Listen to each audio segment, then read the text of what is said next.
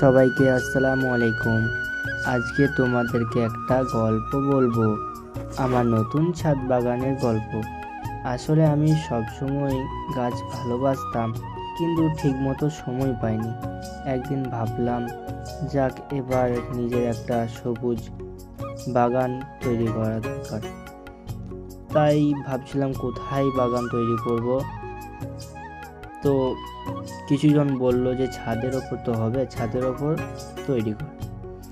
তাদের কথা শুনে আমি ছাদের ওপর 2-4টে গাছ আনলাম এবং লাগানোর চেষ্টা করলাম। অবশেষে সফল হচ্ছি।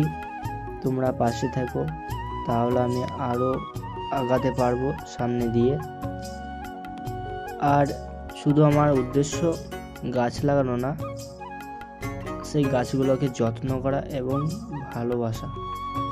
তোমরা পাশে থাকো আর আমার চ্যানেলটা সাবস্ক্রাইব করো। Thank you.